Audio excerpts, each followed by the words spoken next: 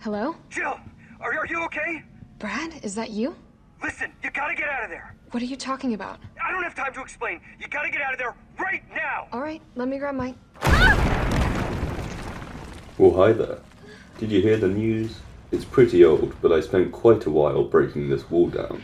But yeah, Resident Evil 4, one of the greatest horror games ever made, is getting a remake due out on the 24th of March, less than 2 months after the remake of a game that was inspired by Resident Evil 4. Also one of the greatest horror games ever made, though Dead Space is not nearly as irritating as its predecessor. Anyway, this got me thinking about the prior remakes in the Resident Evil series, or saga, or whatever it's called when it has more entries than the heckin' MCU. Watch your profanity. Right, I'm sorry. You have the 2002 remake of the game that started it all, by which I mean not only the franchise, but also the rebirth of the zombie genre and the emergence of modern survival horror games, which took everything that was great about that game and enhanced it ever so slightly to bring a stellar title into the 21st century. For a long time, it was seen by many as the blueprint for any video game remake, and that arguably stood unrivaled until 17 whole years later, when a new rival emerged, the remake of Resident Evil 2. That's right, the gap between these was so long that anyone born to good parents on the day of the first remake had been drinking for 3 years by the time the second was unleashed. And unleashed it was, as it sold millions of copies and garnered a reputation as one of the most effective titles of the 8th generation of video game consoles, overcoming most of the doubts about updating classic titles throughout to spread like a virus, or biohazard, which is relevant in Japan. Sorry, I keep going off topic and I have no idea why, but after all that, lots of people were pretty excited for Resident Evil 3, another remake released in 2020, which, these seem like great numbers, because they are, but it's also in the despised entry in a much-loved franchise range, and that has been enough to knock it down several pegs in terms of actual user reviews. Fans on websites alike panned the game for a number of reasons, and whilst all art is subjective and there can really be no correct or incorrect answers when they're based upon misinformation, you're all f***ing wrong and here's why. That was a bit rash. Resident Evil 3 is by no means my favourite game in the franchise, and there are some very reasonable criticisms surrounding the title, with one of the most prominent of those, and the one which I see as the most compelling, being the treatment of Nemesis, the figure so intimidating that it became the first character to lend its name to a Resident Evil game back when the original was released in 1999. In that game, it was known for emerging at unexpected points, suddenly throwing you off course as you then had to deal with the power of this unstoppable terror. You better watch out, you better watch out, you better... This meant that you could have to face him at any point, and as such, that you were always on edge, because at any moment you could go from being proactive protagonist Jill to just another target desperately stumbling away from the Umbrella Corporation's latest, deadliest weapon. And it's true that there was less of that eternal unrest than there might have been if the game had stuck to its capricious original nature. Whilst there are still moments, particularly in the first couple of hours, where I feared that it might show up out of the blue, and found myself wondering where in the world it had gotten to, the more heavily scripted nature of its appearances, and in particular the predictable set pieces that, in fairness, it chose well if it was looking to add a dramatic edge, did take away from the idea that it was pursuing Jill in a real and relentless fashion. Instead of Nemesis tearing up your plans for how to make the next move, it feels as though the narrative was entirely structured around these moments of confrontation, meaning that its appearances were more of a reward for getting to the end of a chapter, rather than a means of curtailing any arrogance that you might have amassed via an injection of ever-present fear. This also fed into the fact that the encounters weren't ever really any more than chase sequences or traditional boss fights, which are a tad repetitive by comparison to something less formulaic, whilst also detracting from any attempt at capturing what made the Nemesis so special in its first outing. Clearly the iconic villain never reached the extent of its potential in this game, and that is one critique with which I agree. However, I don't think that the behemoth or the impact that it had were as nerfed as many people believe. The dominance of the Titan is still shown as it tears through the burning city like wet tissue paper, and we are given little in the way of explicit choice besides that between fleeing immediately or staying to stun it before, once again, fleeing. It truly terrorizes Jill, if not us, and given that we now have 26 years of Resident Evil under our belts, we know Jill a lot better and a lot more closely, and are aware of her ability to be one of the toughest characters in the industry. all of which drove my feelings towards Nemesis with each playthrough. If it hurts Jill, which it frequently does, I know its strength, and I know that it's the enemy. Both of those things are of course obvious beforehand, but they are emphasised with every action, and there are many, as the cutscenes and set pieces give the game more direct control over how it is executed, and how the player experiences each of Jill's encounters with Nemesis. I think this is at least part of why we don't get the choices between fighting or fleeing that players had to make in the original game. This way, everything is in the hands of the developers, and entirely out of our control. Just as it is Jill's, as we, and she, are chased through Raccoon City, with no choice between fight or flight and no option other than to survive. This isn't one of those cases where Ethan Winters has the time to sit back and carefully choose which of his girlfriends can get the life-saving serum. No, every one of Jill's decisions is made for her, as every action she takes is fully invested in her last known hope. Personally, I felt that throughout the game, and though I rarely feared Nemesis after the first few encounters, I could feel Jill's anger and desperation at its existence permeating through the experience. The fact that it can still be dubbed Nemesis after all these years of Jill fighting against great titans goes to show exactly how much it tormented our protagonist, more than any of her other terrifying experiences. The trauma that Jill is shown to be suffering with at the start of the game is entirely usurped by this new fear, and you can only imagine how that feels given that the lesser terror had already driven her so close to the edge. Nemesis, in both versions of the game, leaves Jill forever changed, and after the remake in particular, I don't know that she'll ever feel the same. And bizarrely I mean that in a good way. It's not normally nice to have a character who's been more or less one way for the past 24 years suddenly change on you, not only in face but in characterization. But I'd argue that Resident Evil 3 only adds to Jill's position as one of the most iconic characters in video games, and her rivalry with Nemesis is a huge part of that. Her character only grows in the game where they actually considered how she might react to the catastrophic events plaguing the world. And no, it's not by having more cleavage, which the series has undoubtedly been guilty of in certain instances. 3 treats Jill in a way that made me realise this is more of what I wanted to see from her this whole time, particularly with the technical freedoms of modern gaming. She feels vulnerable in a way that's great to see, while still managing to be awesome throughout. What's also important is the criticism that has come from the linearity and lack of decisions inherent in Resident Evil 3, despite the multitude of options in its predecessor. The first way in which choice was restricted is through the removal of the live, in-game decisions that you had to make regarding your actions when, for instance, Nemesis showed up and you had the option to either fight it or run away, or at the end of the game when you could choose to execute it yourself or leave it to perish in the oncoming nuclear annihilation. Whilst Resident Evil 3 doesn't confront you with any unavoidable decisions, it does give you the opportunity to make similar choices in how you decide to play the game. When Nemesis stalks you through the streets of the burning city, you can stand and fight or you can run, much like in the original, and this decision really does affect the progression throughout the otherwise largely linear title. If you can temporarily defeat Nemesis, you can earn vital ammo or unlock crucial weapon upgrades that can define your whole experience with the entire game from that point onwards. If you make a decision that leads to you unlocking a useful attachment, and you therefore start using that gun and the playstyle that it demands a lot more, you will then have different ammo resources and thus be forced to use different weapons and playstyles further down the line.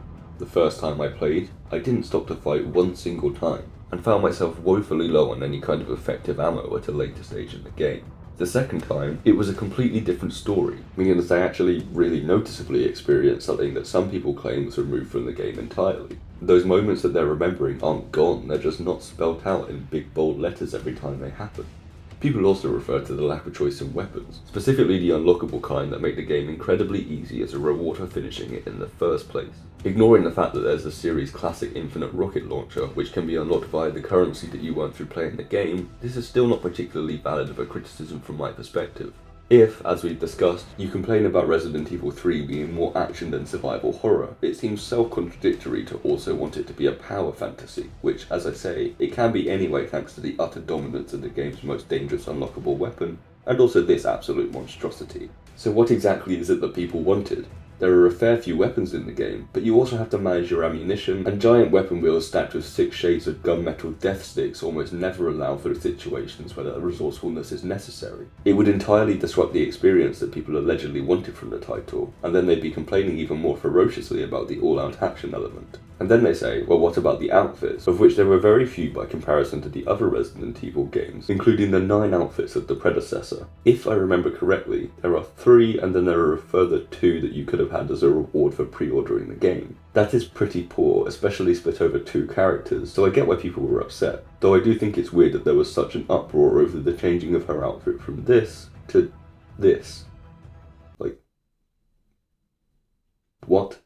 But yeah, I love mixing up what the characters are wearing, so this is a little sad, despite the fact that I generally see it as a very minor grievance. I was lucky enough to enjoy the existence of both Jill's standard outfit and the unlockable S.T.A.R.S uniform from the first game, which is a fun throwback, and also quite disturbing if you think about 3's demonstration of her ongoing trauma from the events of the very first Resident Evil entry. That said, it doesn't do enough to take away from the understandable nature of the disappointment here, but again, I see this as the smallest of the potential problems regarding lack of choice. It doesn't actually affect the gameplay as the others do, and I see both of those as real non-issues for the reasons already stated. Meaning that realistically I believe there's only one minor criticism that actually makes any sense in this quick list of the 3 that have caused a fair amount of outrage. And speaking of people getting absolutely livid over non-issues, Mercenaries. Mercenaries is a minigame that was first introduced in Resident Evil 3 Nemesis back in 1999, which basically involves killing as many enemies as you can as quickly as possible. It was a fan favourite and it was entirely omitted in 2020's Resident Evil 3. That alone might make it sound as though people are rightly upset about it not being included, and I'm not here to claim that people shouldn't be, or that it's not a bit weird that they decided not to include the minigame that was launched in the original version of the game that they were remaking.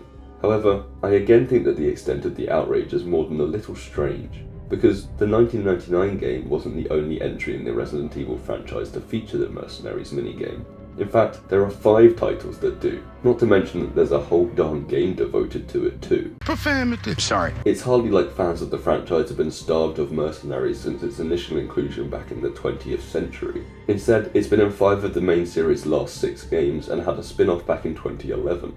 If you're desperate to play Mercenaries, then there are a wide range of options already in place, and Resident Evil 3 doesn't need to feature that specific minigame just because it tells the same story as one of the games that did. And the reason that I say that specific minigame is because Resident Evil 3 did include a new spin-off from the main game in the form of Resident Evil Resistance, a multiplayer game that pits 4 survivors against a mastermind in the vein of Dead by Daylight or Friday the 13th. Whilst Resistance doesn't live up to the introduction of Mercenaries, another rehash of Mercenaries also wouldn't live up to the introduction of Mercenaries. People would inevitably prefer the original, and a part of the spirit of the 1999 title would be lost. You see, Resident Evil 3 Nemesis was something of a departure from the multiple storylines and less character-focused nature of the first 2 games. It sought to provide a new experience for Resident Evil players, and that included focusing more heavily on the series' action elements, and, notably, adding the Mercenaries minigame. 2 words that I've said more in the past few minutes than I ever have or ever will in the rest of my life combined. But as a result of this line of thought, I could argue that Resident Evil 3 introducing a new spin-off to the series is more in the spirit of the title that it's adapted from than the 7th rendition of Mercenaries would ever have been. And therefore, that criticising of the game for not repeating the same old shtick isn't actually criticising it from detracting from the original, but instead for sharing that game's spirit of innovation. Now, there are a couple of standout things that I think are pretty cool throughout Resident Evil 3, but which haven't received much criticism, so I'll just rattle them off now. The first is the game's aesthetic success, which is boasted as Raccoon City is lit up with neon lighting that reflects in the puddles building on the side of each street. There are a number of settings that are shown off to the extreme, and each is as stunning as the last. I think this is a major difference between Resident Evil 3 and Resident Evil 2, which didn't ever show off to the same extent with its cinematography, and was perhaps a little guilty of having our characters trudge through monotonous environment after monotonous environment, again and again and again and again and again. What we got with Resident Evil 3 was an indulgence in the artistic side of what video games can be. And whilst I understand that how a game looks is undoubtedly only a small part of its merit, I would argue that that part is somewhat inflated in particular titles, such as those showcasing carnage and destruction in a visually appealing setting. If you have no idea what I'm talking about, remember when water and fire in video games used to look like translucent blocks of blue and rows of jagged orange sprites that moved at 2 frames a second? Something as monumental to the franchise, and frankly the history of the industry, as the destruction of Raccoon City, definitely deserves this new and at least aesthetically improved treatment, and I personally was very happy with the result. Now that wasn't as short as I'd hoped, so I'll rush through this next one, where I'm also going to group in their gameplay, which is much the same as in Resident Evil 2, because if it ain't broke, don't fix it. What they did add was the ability to dodge enemy attacks, which was nice after all those times that I found myself in a zombie's area of effect in 2 and was latched onto by a suddenly sprightly undead cop.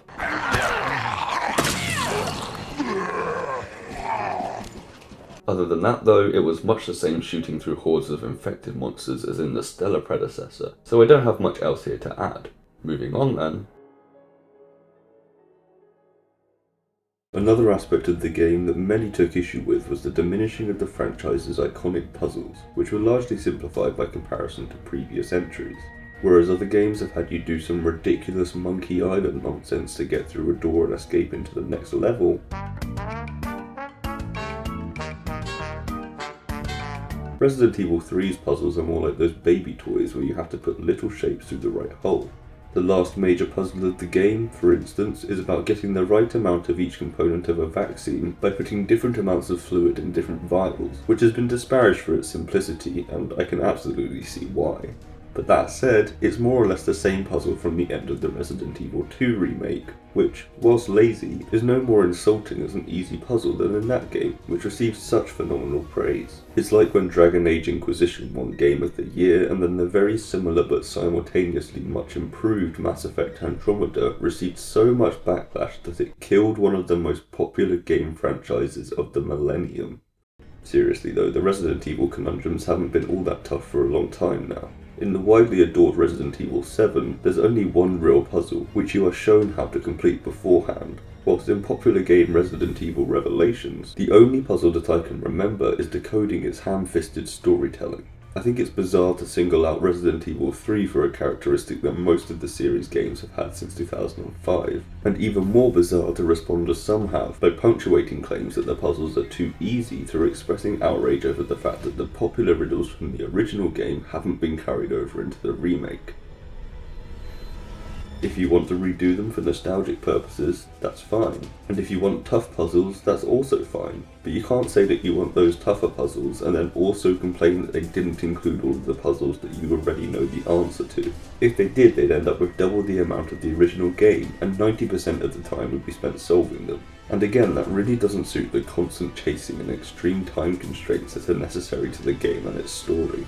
Jill doesn't have time to stop and solve a crossword every 5 minutes, and besides, she's probably had enough of the nightmarish mysteries of the zombie mansion that she escaped from, and would like to simply get to the chopper for an escape.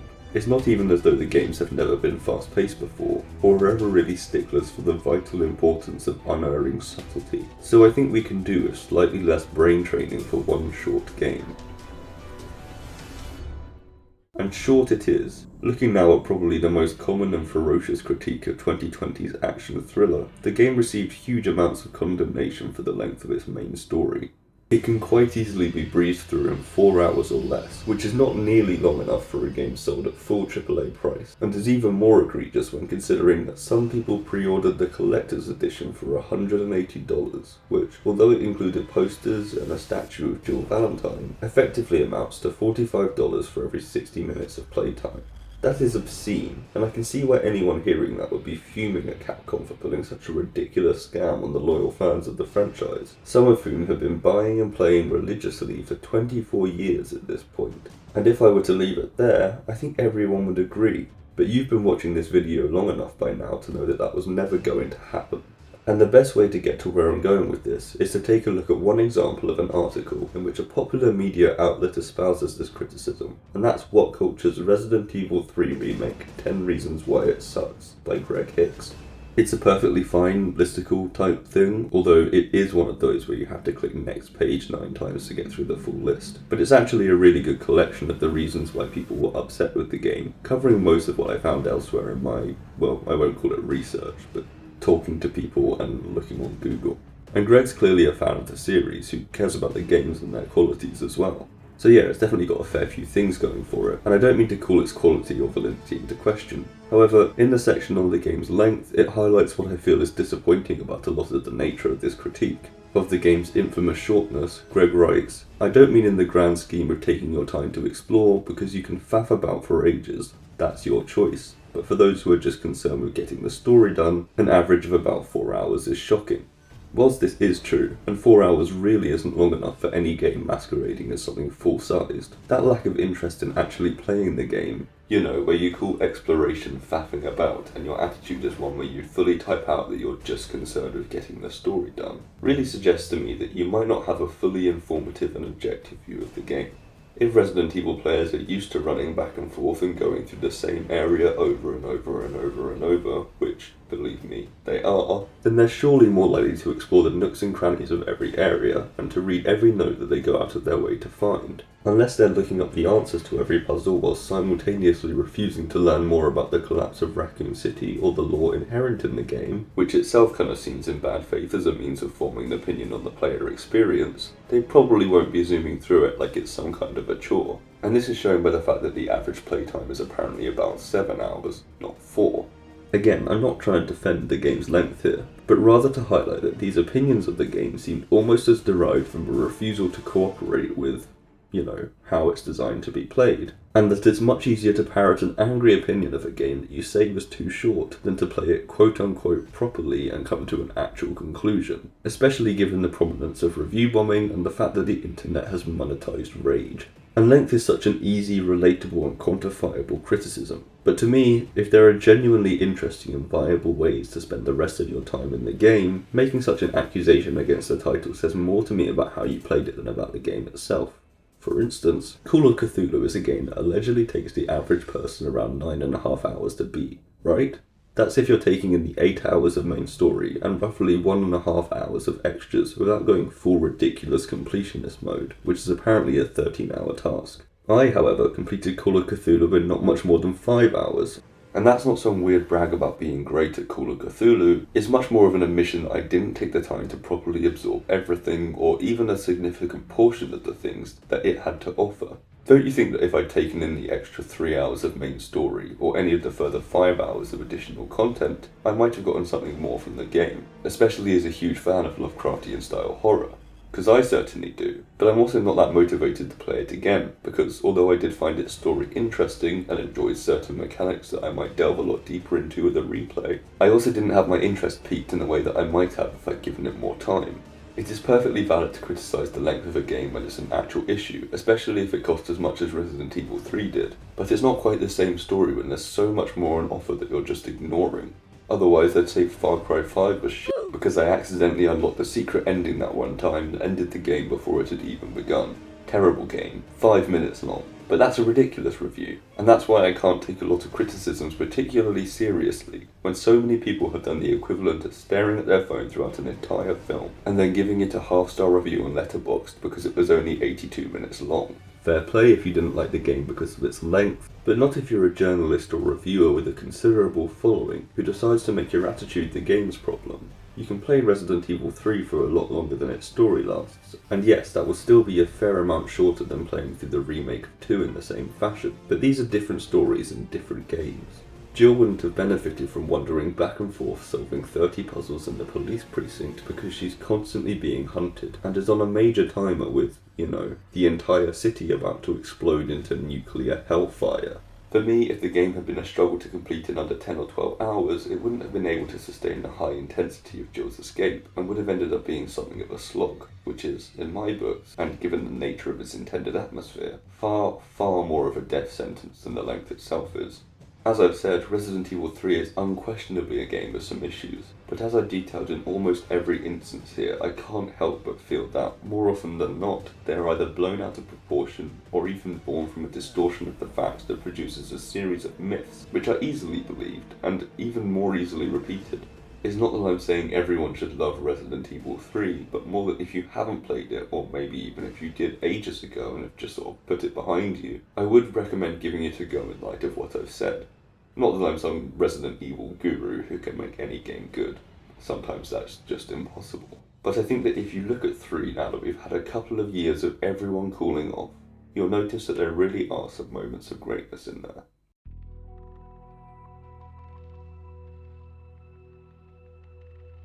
Thanks so much for watching. This was extra long, so I really appreciate the effort from everyone still here. If you hated everything that I just said, I'd love to hear why in the comments below. And if you enjoyed it, well, I'd really appreciate a like on this video to let me know. Either way, I hope to see you next time when I'll be discussing something, probably. See ya.